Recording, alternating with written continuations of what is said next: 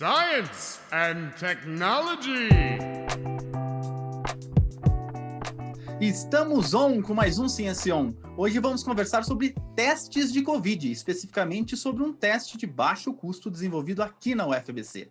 A professora Márcia Aparecida Esperança irá nos contar tudo sobre isso daqui a pouco. Eu sou Pedro Altreto, professor aqui da UFABC, e queria citar uma frase de uma série que eu estou viciado, do personagem Breno. É a série Sessão de Terapia, e o Breno diz: "Não queria dizer nada não, mas seu café revela muito sobre você." Eu sou Célio Fernando, professor da UFABC aqui também, e eu gostaria simplesmente de dizer: viva a ciência brasileira! Olha, o Célio tá inspirado hoje. Hoje a gente vai falar sobre testes de Covid, em especial um criado aqui na UFABC. Para falar sobre esse tema, temos a professora Márcia Aparecida Esperança. Que nome bonito! Possui graduação em Ciências Biológicas pela Universidade de São Paulo e doutorado em Biologia da Relação Patógeno-Hospedeiro pela Universidade de São Paulo em 1999. Atualmente é professora adjunto da Universidade Federal do ABC. Tem experiência na área de genética, com ênfase em genética molecular e de micro-organismos, atuando principalmente nos seguintes temas: biologia molecular de arbovírus, Helicobacter pylori, PCR, biologia molecular de micro-organismos, diagnóstico molecular e resistência a antibióticos. Olá, professora, tudo bem? Tudo bem, boa tarde.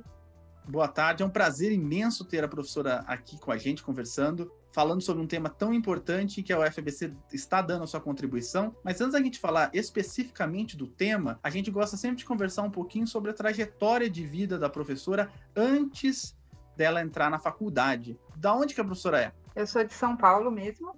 Eu nasci em São Paulo e morava ali na Zona Norte, no Jaçanã. No Jaçanã? Caramba! Eu sou da Zona Norte também, do Carandiru. Do Carandiru, Do tá? Carandiru. Pertinho, né? Pertinho. Minha família é da Vila Nive também, minha família da minha avó é da Vila Nive, ali na Zona Norte. E, inclusive, a minha avó, ela tinha um nome bonito como o da professora, que é Esperança, nome bonito pra caramba, né? A minha avó era Piedade, o nome dela, Piedade. Tanto é que tem os alunos, esse tempo atrás, quando a gente ainda dava a prova, eu cheguei na aula e tinha escrito assim, num papel escrito: "Professor, tenha piedade de nós", né? Eu tive que soltar aquela piadinha, né? Minha avó já morreu, então eu falei: a Piedade já morreu faz tempo. Aí eu tive que soltar essa piadinha. E do que te estimulou a ser cientista? Na época da escola, tem algum parente, alguma família? Como que é? Eu sou de uma família de artistas. Eu tenho uma mãe que canta, minha irmã canta também. Meu irmão, ele toca gaita de ouvido. Então, assim, a minha família é toda de artistas, né? Minha irmã até gravou CD, ela canta música sertaneja raiz, né? Mas, então, não tive influência da família para ir para a área da ciência, não. É que eu sempre gostei muito de estudar, né? Então, eu gostava bastante de estudar desde criança, e aí eu gostava de todas as áreas. Minha primeira opção ia ser física, eu adorava física, né? Também gostava de esporte. Então, assim, como todo adolescente, né, eu gostava de tudo um pouco, mas muito do ambiente escolar. Então, sempre gostei muito do ambiente da escola. E queria ficar na escola, queria trabalhar lá. Bacana, legal. E durante o ensino médio, era escola pública, era particular? Como é que foi, Márcia? Eu sempre estudei em escola pública. Então, ele estava falando do Vila Nive, eu estudei no Colégio Vila Nive. Então, eu fiz primeira parte, o ensino fundamental, eu fiz todo no Vila Nive, até a 8ª série. Depois, estudei num colégio na Zona Norte também, que era o Albino César, que era um colégio muito bom. Mas sempre estudei em colégio público. E aí, quando eu acabei o colégio, eu prestei vestibular direto, mas não passei, né? E depois fiz um ano de cursinho.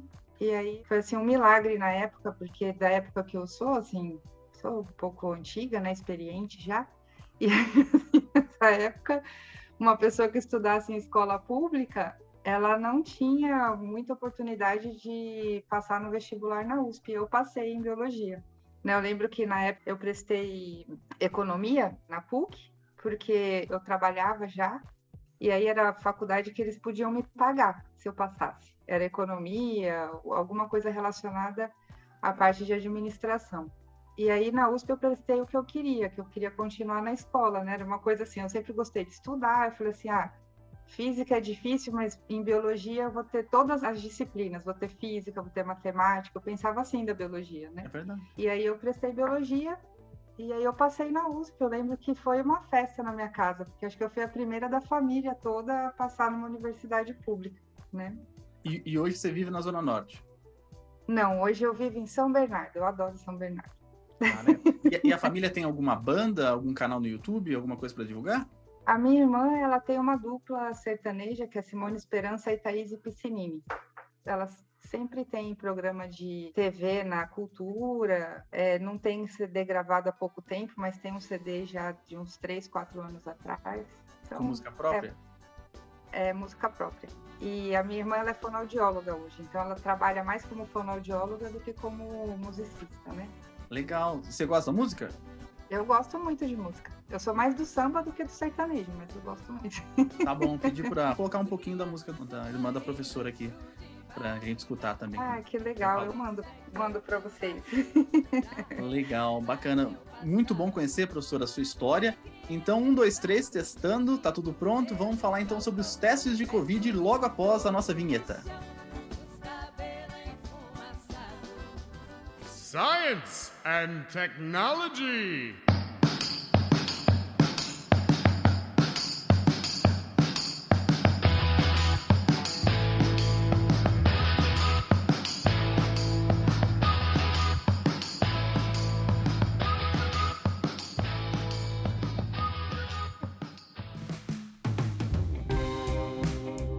Márcia, começando então a falar sobre o assunto, sobre testes de Covid ou testes de infecção viral de modo geral, você poderia falar para a gente de um modo mais geral quais são as estratégias para se verificar uma infecção por vírus e nesses testes que já existem, quais tipos de doença eles são capazes de detectar, se é uma gama grande, é específico, como que é? Então, em vírus no geral, vocês sabem que o vírus ele é uma molécula, ela é uma nanopartícula. Então, ela não pode ser vista por microscopia. E o que acontece? Quando você vai fazer um diagnóstico clínico, laboratorial, você teria, para olhar o vírus, teria que fazer microscopia eletrônica. O que torna isso inviável, né? Então, o que acontece? Se vê sempre o efeito do vírus, né? Então, por exemplo, quando você tem um vírus como o HPV, ele causa um efeito citopático na célula. E aí você vê aquele efeito citopático, você consegue ver a morfologia da célula e dizer que ali pode ser que tenha HPV. E aí como é que você confirma o resultado? Ou por sorologia, detectando as proteínas do vírus. Então assim, você vai detectar, pega um anticorpo contra a proteína viral e faz um teste de laboratório, imunohistoquímica ou imunocitoquímica, né? Isto para ver no tecido, cito para ver a célula. E aí você vai detectar o vírus com marcadores fluorescentes, mas aí o vírus pronto já, com a capa pronta, tudo bonitinho. Ou você pode ver o ácido nucleico viral. Então, os vírus podem ser de moléculas de DNA, de RNA, de dupla fita de RNA, de dupla de DNA. Então, tem uma gama grande de tipos de genoma virais, né? E aí você pode detectar por técnicas de biologia molecular, que aí pode ser a PCR, né? Pode ser por hibridação. Então, o HPV, eu dou o exemplo do HPV porque é muito disseminado, né? O diagnóstico de HPV. É muito comum se fazer. Então, você faz também por técnica de hibridação para detectar os tipos específicos de HPV, por exemplo.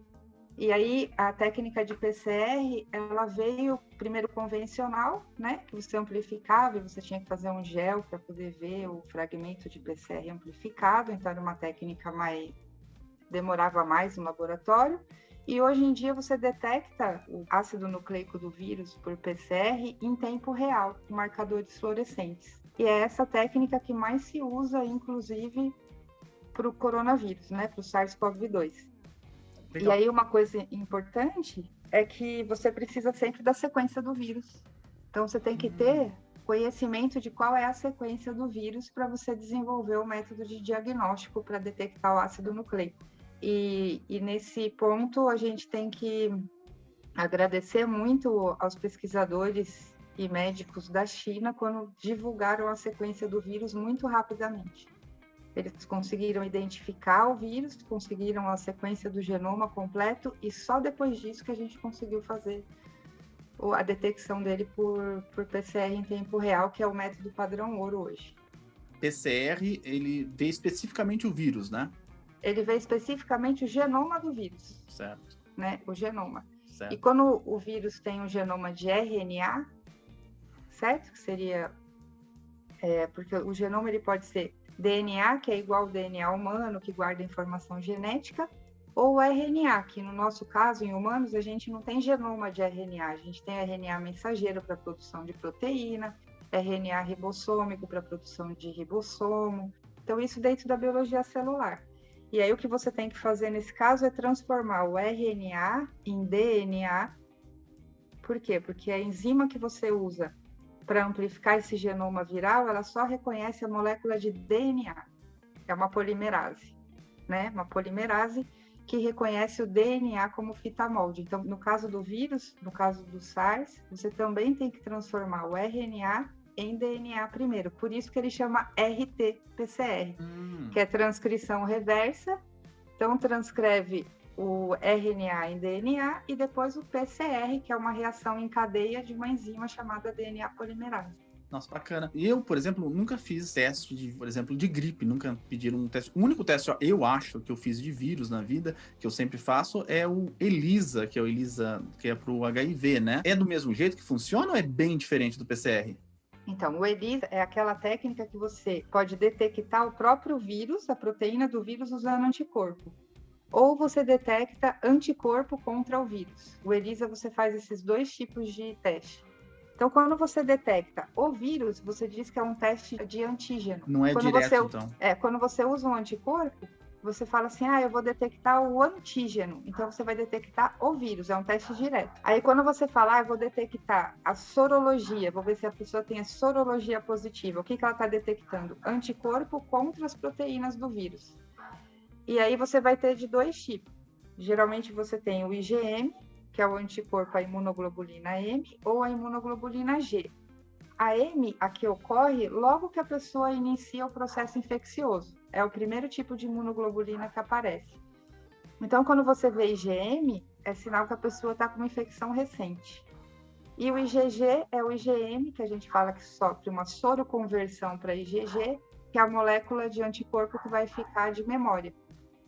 Então, você pode ter IgG agudo, né, que logo que ele transforma de IgM para IgG, ou você pode ter as duas moléculas, IgM e IgG, e dizer que uma pessoa está infectada. Entendi. No caso específico do coronavírus, quais são os testes que tem e quais são as vantagens e desvantagens deles?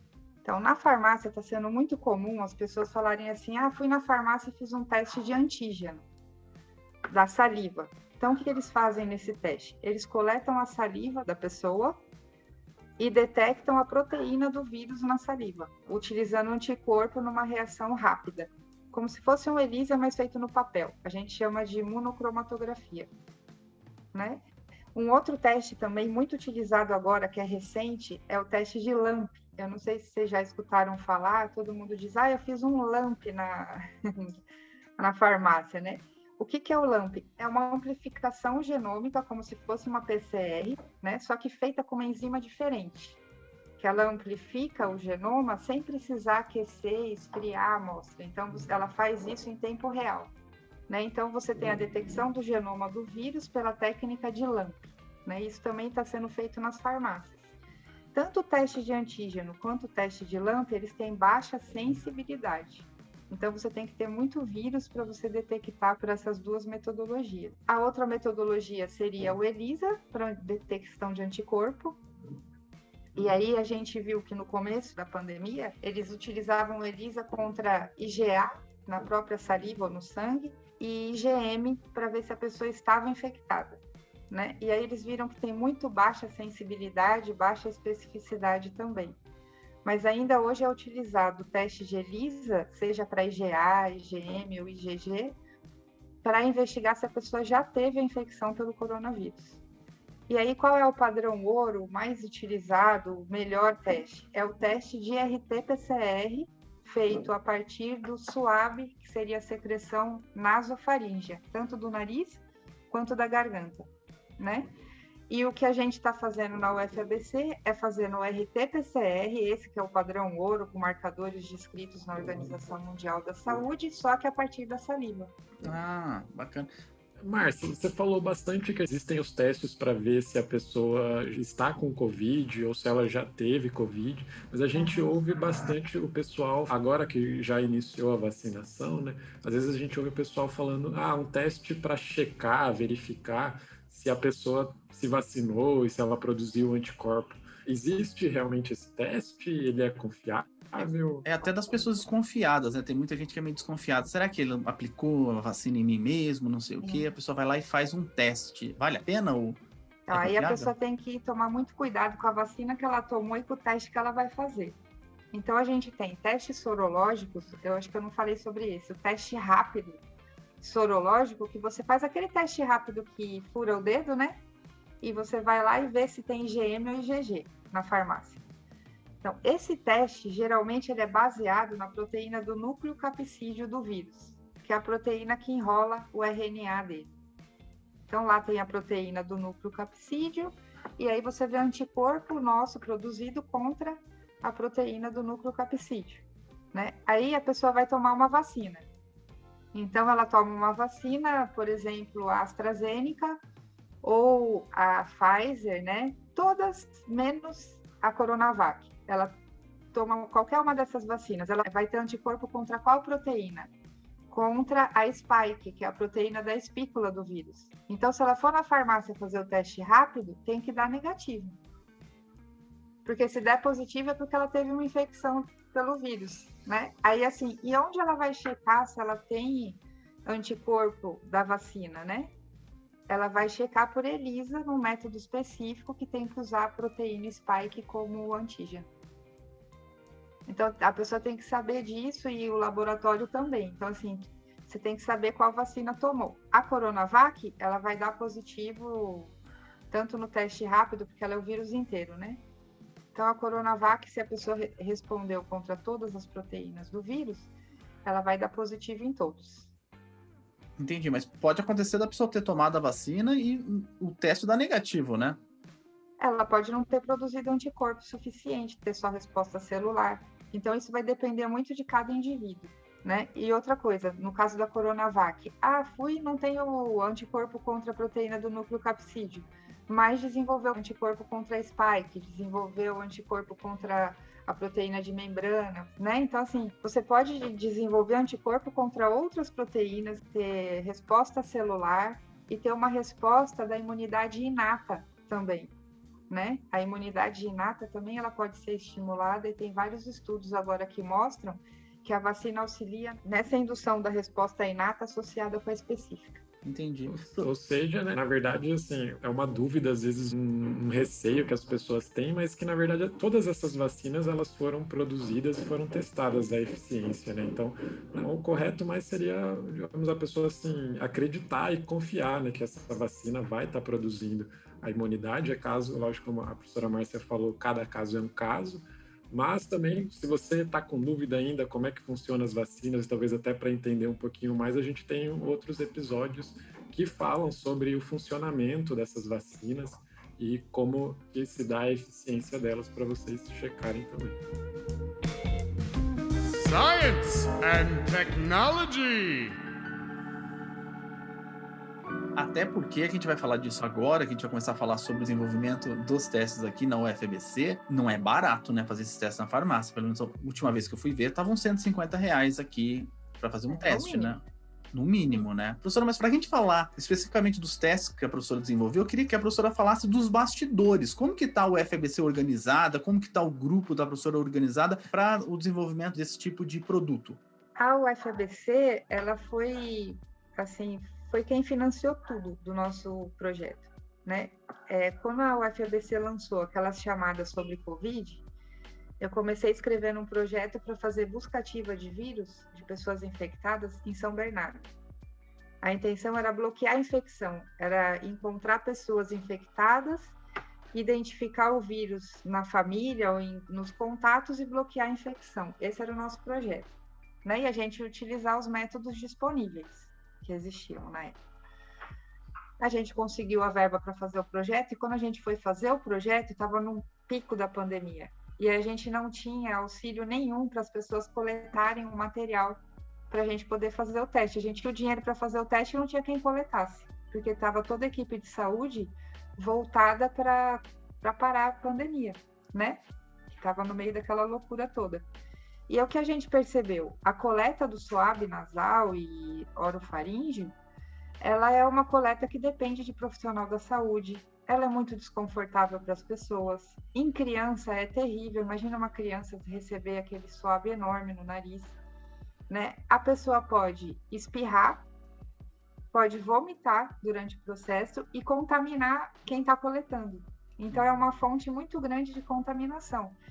E a gente não poderia fazer isso com estudantes, que era o que a gente tinha. Então, assim, a gente não poderia, não tinha nenhum estudante que era, apesar de ter gente da área da saúde, a gente não poderia colocar em risco as pessoas, né, que fossem fazer essa coleta para fazer o estudo. E a gente começou, a partir desse momento, a pensar o que a gente poderia fazer para melhorar a questão da coleta, para a coleta ser menos invasiva. E aí a gente pensou, olha, se a gente ficar sem máscara, o que vai contaminar a outra pessoa? Não é a saliva? Então tem que ter vírus na saliva, né? E aí a gente resolveu falar assim, vamos coletar saliva. E aí a gente foi ver que existiam vários kits comerciais para coleta de saliva, né? Mas aí assim a gente falou, olha, o vírus está na saliva.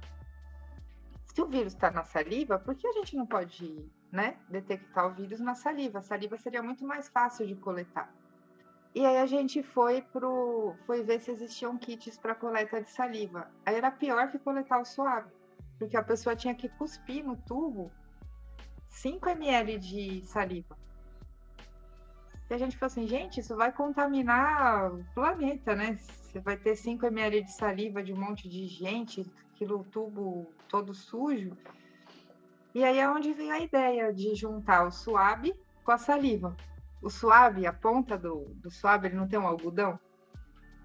Tem um algodão. Então a gente falou assim, por que a gente não pode usar um algodão para coletar saliva? Aí a gente pensou, a gente compra o suave, a pessoa morde o suave, né, na boca, e a gente corta a ponta. Eu falei assim, não, por que a gente não usa o algodão direto? Então a gente foi fazendo os testes com algodão e funcionou. Então hoje a gente faz a coleta com algodão, a gente compra algodão comercial mesmo, de farmácia, né, hidrofílico, que a gente pega um algodão bastante hidrofílico, estéril, né, então a gente esteriliza, e a gente faz as bolinhas de uma forma estéril, de luva, máscara. Quem está fazendo a bolinha fica sempre numa sala separada, aí é onde entra a nossa equipe, né. Então eu tenho a equipe do laboratório, ela tem 6 alunos de pós-graduação, 2 doutorandos, 4 mestrandos, que participam do trabalho de monitoramento e testagem, né? Então, quem está fazendo, o dia que a pessoa desce para fazer os kits, o algodão e preparar o teste, ela não mexe mais nada no laboratório e fica numa sala isolada. Então, ali ela faz o algodão, ela separa as luvas, o tubo que a gente faz para coleta. Então, a gente fez tudo isso separado, né, para evitar a contaminação. E a gente fez todos os testes desse algodão, primeiro com amostras positivas de suave, então a gente mergulhava o algodão no suave, a gente pegou 100 amostras do laboratório do professor Fernando, da Faculdade de Medicina, então a gente molhava no suave e extraía o RNA e fazia todo o processo de diagnóstico, né, de testagem que a gente faz no laboratório. E a gente viu que o algodão não atrapalhava em nada, que ele mantinha a amostra, que era tudo muito... que o algodão não ia atrapalhar. E aí, depois que a gente viu que o algodão não atrapalhava, que a gente não precisava colocar aquele algodão com saliva em solução nenhuma. Se ele ficasse guardado no tubo seco, ele mantinha a sua estrutura, né? A gente pegou essa ideia toda e foi fazer um experimento na Faculdade de Medicina. A gente coletou a amostra de 111 pessoas que iam aleatoriamente para a faculdade fazer teste para Covid, para várias coisas, porque tinha sintoma, porque não tinha, porque tinha entrado em contato. Então, a porcentagem de positivos lá foi em torno de 10% só. Aonde? Na de medicina? Na Faculdade de Medicina. Isso, foi nessa testagem. Então, a gente testou pareado, suave, nasal e orofaríngeo, com a saliva. E os resultados deram 97% de concordância entre eles, tanto dos negativos quanto dos positivos. O que a gente viu? O que menos concordava eram os positivos. Então, o nosso teste era menos sensível. A gente deixou de pegar 2 amostras. Entendi. Mas os testes negativos, a gente não pegou nenhum, né? Com exceção de uma amostra que depois eles repetiram e viram que a pessoa estava infectada. Então, assim, a gente conseguiu detectar uma amostra que eles não conseguiram de primeira. Então, a gente ficou muito satisfeito com o teste. Foi uma validação, né? Então, assim, a gente validou esse teste na faculdade de medicina, o uso do algodão, o transporte da amostra, tudo isso a gente fez ali até o mês de novembro do ano passado. Só para a gente pegar a parte da coleta, como que então é a coleta? É um algodão, mas qual que é mais ou menos o diâmetro da bolinha de algodão? Meio centímetro de diâmetro. Certo. E daí eu coloco na boca, tipo, alguém coloca na minha boca, Não. Como funciona? Você faz tudo sozinho. Então, no kit que a gente está deixando na UFABC, vem um saquinho com as instruções. Dentro do kitzinho vem 2 sachês de lenço com etanol 70. Esses sachês a gente comprou de locais onde vendiam esses sachês para alimentação, né? Então, são sachês de etanol 70, são os lencinhos de 10x15, é o tamanho bom. Aí você tem um tubo seco, que é de coleta de sangue a vácuo, só que ele não tem nada dentro, só a tampinha de borracha, ele é vedado, então não preciso abrir o tubo para pôr solução dentro depois, né? Então, eu tenho esse tubo coleta seco, algodão e uma luva de plástico, simples. Então, a pessoa coloca a luva de plástico, pega o algodãozinho, põe na boca, deixa um minutinho ali só para ele ficar embebido com a saliva, abre o tubo. Em qualquer lugar da boca, né? Pode deixar em cima da língua. Tá. Tendo saliva, que assim, na nossa concepção, e é na realidade, né? Assim, se eu falando, eu contamino uma outra pessoa, qualquer lugar que eu colocar aqui, eu vou ter vírus, né? A pessoa coloca aquele algodão dentro do tubo, fecha, e aí abre um daqueles sachês de etanol e enrola o tubo com o sachê de etanol. E coloca num saquinho onde a pessoa escreveu o nome, colocou todas as informações que a gente pede, né? Para poder registrar o nome da pessoa, o CPF, o endereço. E por que tem que colocar o etanol ao redor do etanol? Então, para proteger a gente que está no laboratório. Tá. Então, uma vez que a pessoa enrola o tubo no etanol 70, a gente não precisa ter um laboratório que tenha tudo de luz ultravioleta, que seria muito caro e a gente não teria como fazer. Então, chega aquela amostra que é praticamente limpa, a gente tem um fluxo laminar, a gente abre lá dentro ainda com todos os cuidados, mas a chance de contaminação de quem transporta a amostra e de quem recebe a amostra é praticamente zero. Entendi. E daí chega no laboratório, o tubinho lá, daí vocês passam por qual procedimento? O que aí vocês depois... Dentro daquele tubo, a gente injeta uma solução que a gente chama de Eltrizol, que é conhecido para extração de RNA, só que feito no laboratório. Então, a gente faz o trisol, a gente prepara esse trisol com sais comprados no mercado nacional. Com isso, a gente consegue baratear em 5 vezes o preço da extração. Já começou a baratear por aí, né? Então, a gente já barateia bastante na extração do RNA. E aí, depois a gente extrai o RNA com essa solução, e a partir do RNA a gente faz um PCR em tempo real. Só que primeiro a gente faz a transformação do RNA em cDNA com uma enzima transcriptase reversa comprada no mercado nacional. E depois a gente faz, utilizando esse cDNA, a gente faz a PCR em tempo real. Então a gente não faz o que os laboratórios fazem na sua maioria, que é o RT-PCR num passo só, que aí ele sai muito caro. E aí, para a gente fazer o PCR em tempo real, qual é a grande novidade, né? A gente compra a sonda, os oligonucleotídeos e tudo separado. E aí, quando a gente faz isso, a gente barateia o teste mais 10 vezes quase. Então, a gente não faz o teste diferente do teste padrão ouro da OMS. A gente simplesmente faz soluções preparadas no ambiente do laboratório, com reagentes nacionais. A gente validou essa tecnologia antes, né? Comparando nossos resultados, tanto utilizando o algodão em suave, né? Com 100 amostras positivas. Então, assim, nosso método de extração e de detecção está muito bom. Está comparável, né? Com os kits comerciais. E também a gente valida a saliva no lugar de suave.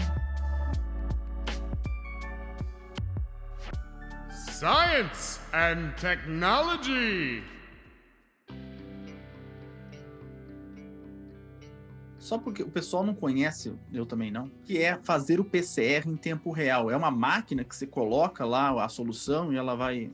Isso é um termociclador, né? Então, assim, porque a PCR é feita com mudanças de temperatura.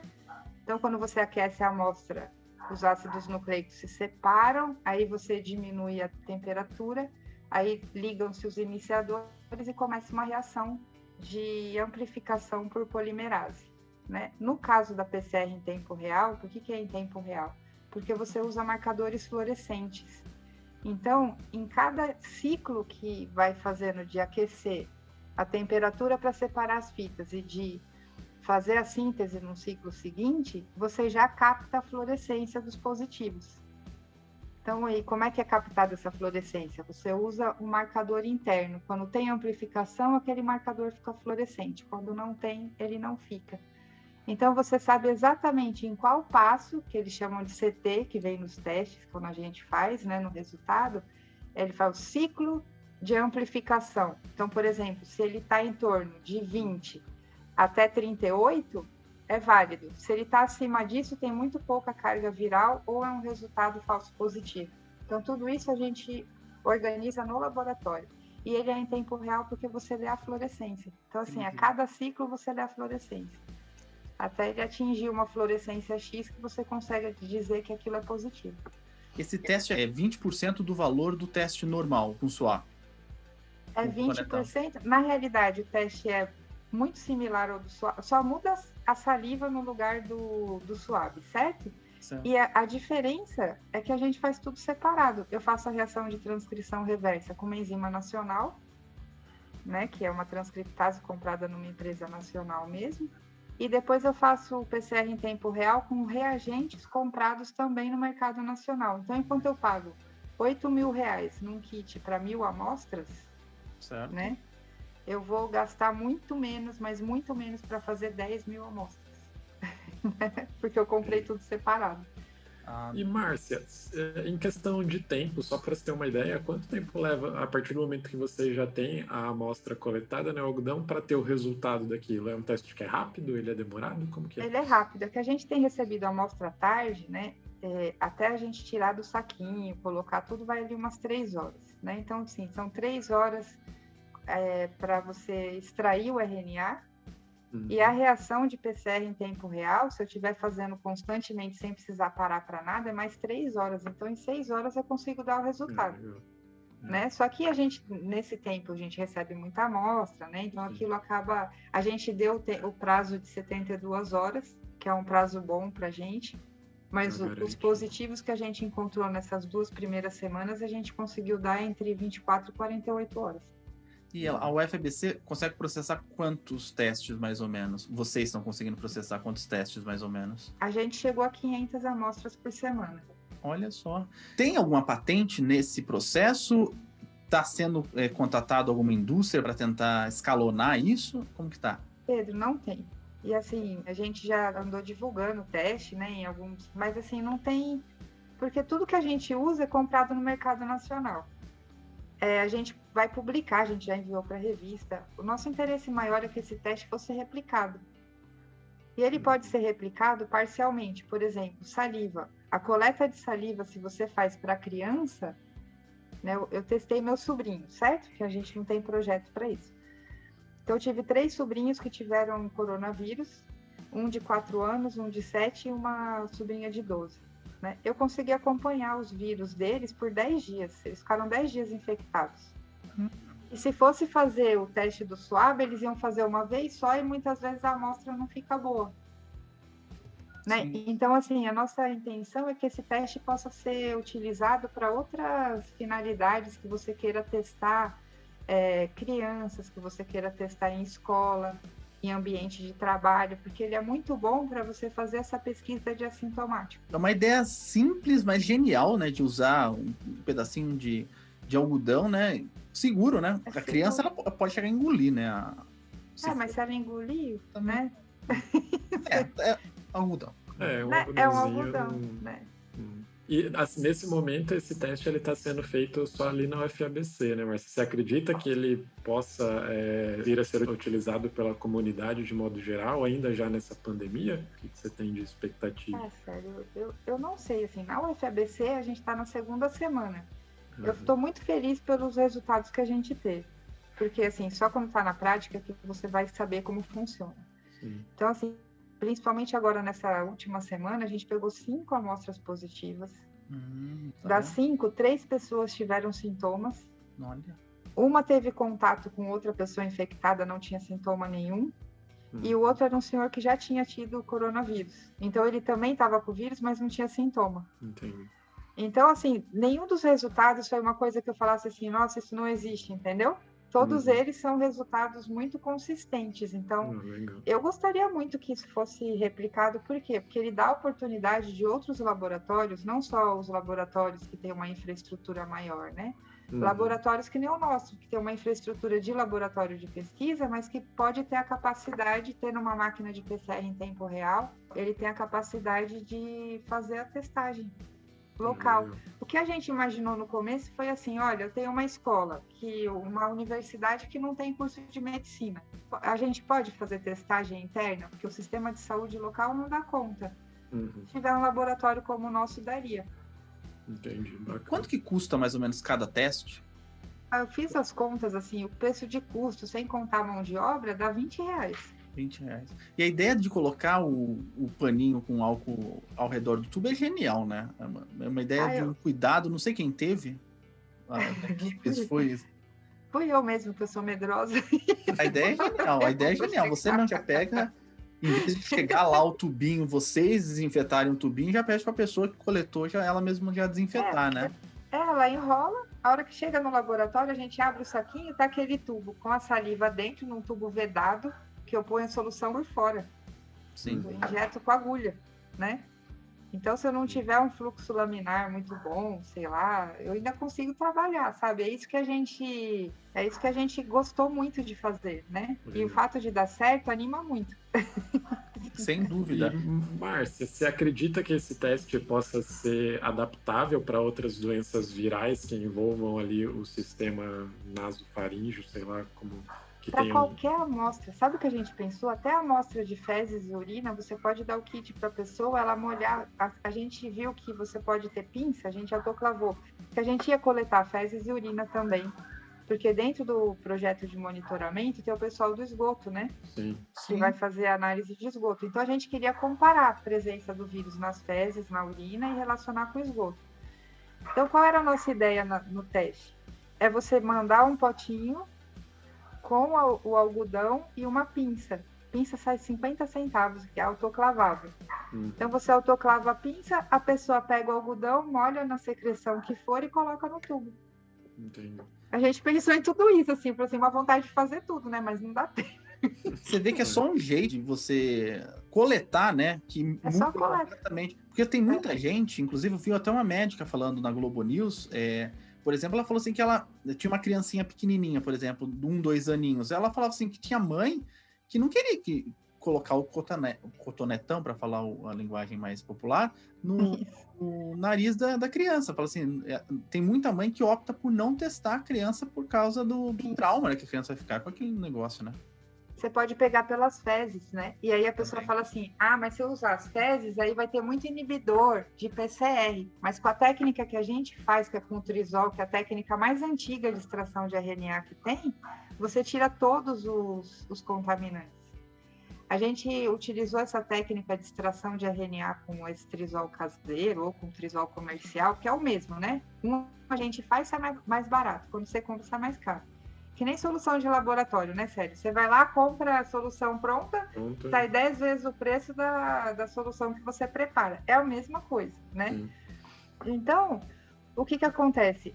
A gente, nas águas de esgoto que o pessoal estava trabalhando, a gente usou o trisol. Então, assim, amplifica com uma limpeza, sabe? Então, você não tem esse problema e é uma técnica barata. Márcia, provavelmente, né, eu creio, para se tornar comercial, vocês teriam que aplicar a Anvisa, né? Ao teste, né? Então, todos os reagentes que a gente usa, já são aprovados na Anvisa. Então, assim, o que a gente tem é uma metodologia diferente. A gente não tem um produto diferente, né? Então, isso tem dado muita também. O pessoal está perguntando, mas está aprovado na Anvisa? A gente diz, a gente não tem como pedir para aprovar isso na Anvisa, porque a gente não gerou nenhum produto. A gente só usou o que já existe. Né? E a técnica que a gente usa, ela é o padrão da OMS. Então, não é nenhuma técnica nova, sabe? Entendi. É que eu lembro quando teve o da saliva, né? O pessoal na CNN, que também estava acompanhando, um dia inteiro praticamente ensinando a fazer o da saliva, né? Como mostrar o da saliva. E realmente a ideia é melhor do que a do cotonete, mas realmente é meio, né, estranho, né? E realmente desse jeito, com um algodãozinho, você fazer na intimidade da sua casa, tranquilamente, é muito melhor, né? Tomara que as empresas que fazem da saliva, né, contatem a professora Márcia Esperança. Tem que contatar, porque a professora contou muita coisa aqui, mas tem muita coisa que é da prática. Você tem que conversar com a pessoa que fez, porque a pessoa sabe como fazer e sabe os problemas que tiveram. Então, se você está de alguma empresa, está ouvindo o podcast, entre em contato com a professora Márcia, para desenvolver o produto aí e colocar no ar o mais rápido possível, né? Então, Pedro, já pensou que legal uma empresa de algodão que produz aquelas bolinhas, fazer a bolinha pequena? Maravilhoso. E vender aquele estéreo, né? Ou não, para esterilizar. Seria fantástico, porque aí você já venderia o algodão, em vez de ser aquele sarivete, que é aquele negócio enorme, que você tem que cuspir no tubo, né? É muito mais simples. E a saliva para coronavírus é uma amostra ótima, porque ela pode ficar mantida até 48 horas, que ela não degrada o material. Bacana. Não, a ideia é genial, professora. Eu vou ser muito sincero, quando fiz a pauta, eu fiz questão de não ler. Eu sempre tento não ler como era feito, para eu ser surpreendido como os nossos ouvintes aqui. E eu estou encantado, uma ideia simples e realmente pode revolucionar uma série de exames que as pessoas evitam fazer. Tinha um amigo meu, que hoje inclusive trabalha na Inglaterra, ele não gostava de fazer exame de fezes, por exemplo. Essa é uma ideia muito bacana de você aproveitar, colocar mais um passo pro paciente fazer, né? Você pode ter uma pinça, né? A pinça sai baratinha também, você dá a pinça para a pessoa, se ela quiser reaproveitar, ela reaproveita, se ela não quiser, ela joga fora, né? Ou pinça descartável mesmo. E aí você pega a pinça e você molha você tem o potinho, mas a pessoa não tem que mandar o potinho pro lugar, né? Ela deixa aquele potinho no lixo mesmo. Então, isso para exames desse tipo, que a gente extrai ácido nucleico, é ótimo. Para exame de verme, gente, não tem jeito. Tem que ter... Tem que levar o verme. Tem que levar o verme. Aí tem que levar tudo, né? Não tem... Para exame de urina, que você vai fazer bioquímica, é outro esquema. Mas para estudar patógeno, assim, para esse tipo de coisa, para estudar influenza, às vezes a pessoa quer saber se está com HN1, se não está, serviria também. Perfeito. Até a gente tem o nosso vaso sanitário, que já faz tudo isso, né? Você faz todos os exames ali, a gente manda pro laboratório. Exato. Mas bacana, Márcia, é legal te receber, é muito interessante ver os bastidores por trás desse teste. E como a gente tem de costume, quando a gente chega no final do nosso programa, a gente sempre pede para o nosso convidado, né, deixar uma mensagem para os nossos ouvintes que está aí, os alunos que estão fazendo ensino médio, às vezes que pensam seguir a carreira de ciência. Então, palavra aberta. Primeiro eu queria agradecer vocês pela oportunidade de estar contando isso aqui, porque não é sempre que as pessoas têm interesse em saber como é que surgiu a ideia, né? Agradecer também os alunos de pós-graduação, porque sem eles, gente, não daria conta de fazer tanta amostra. Eles estão lá no laboratório agora, fazendo processamento das amostras que chegam de Santo André, né? De São Bernardo. Então, assim, eles se dedicam ao trabalho e fazem a tese deles no outro horário, né? Então, assim, queria agradecer os estudantes todos que estão comigo e dizer para os alunos de ensino médio e que estão assistindo essa live, pessoas que querem ir para a área da ciência, que sigam sempre, eu sempre falo, segue o seu coração. Se você não tem vontade de fazer alguma coisa, não faça. Se você tem vontade de ir para uma área de pesquisa, não escute as pessoas dizerem, biólogo vai morrer de fome, químico vai morrer de fome. A gente não sabe o que vai acontecer no futuro. Eu vou dizer uma coisa para vocês. Imaginem os psicólogos, há 2 anos atrás. Não faça psicologia, meu filho, você não tem emprego. Vai ser a medicina do futuro, vai depender dos psicólogos, né? Então, assim, depois dessa pandemia. Então, assim, segue o seu coração, a sua intuição e busque sempre um espaço para você fazer aquilo que você tem, acho que dentro de você. É isso que eu digo sempre para as pessoas, sabe? Se tem vontade de fazer alguma coisa, faça, né? Assim, biologia que seja, química, que você vai estar fazendo aquilo que você veio para fazer. Então, assim, mesmo que no primeiro momento pareça que aquilo não vai ser importante, você tenha certeza que vai. Vai chegar o momento que aquilo vai ter a sua importância. Muito obrigado, professora Márcia, mesmo pela... É um conforto, viu, professora? É um conforto conversar com a professora e não fazendo trocadilho barato, mas fazendo trocadilho barato. É uma esperança. É muito bom. Quando esse programa for ao ar, a gente vai... Provavelmente, quando esse programa for ao ar, a gente já vai ter mais de 500 mil de brasileiros mortos. E a gente vê, em um ano, menos de um ano, de um trabalho esforçado, como é o da professora, produzir uma coisa que vai ser entregue ao público, que é possível de ser entregue ao público em tão pouco tempo, a gente fica muito feliz. Saiba todos vocês que estão nos ouvindo, né, que a ciência, ela tenta fazer, apesar das diversidades, tudo que está ao seu alcance para minimizar, ou tentar minimizar essas 500 mil mortes. A gente, né, os cientistas poderiam ter feito muito mais se a gente tivesse mais apoio e, pelo menos, não muita gente atrapalhando. Então, a gente lamenta, sinceramente, essas 500 mil mortes, do fundo do coração mesmo. Todos nós perdemos alguém conhecido ou alguém muito amado nessa pandemia. Obrigado mesmo, professora. É um alento ouvir a professora. Eu agradeço muito, gente. Assim, é muito bom ter esse sobrenome, Esperança. Demais. Mas, É obrigado, Célio. Obrigado, Pedro. Obrigado, Márcia. Muito bom ouvir. E faço também das palavras do Pedro as minhas. E muito obrigado a você que está ouvindo o Ciencion. Tem ouvido, agora a gente 2 vezes por mês o Ciencion está por aqui. A gente está falando bastante sobre o Covid e, felizmente, sobre os avanços no combate a essa pandemia tão devastadora.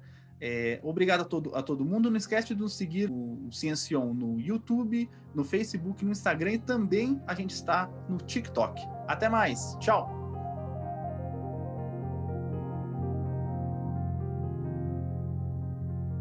Este episódio foi editado por Guilherme Fortes. Science and Technology.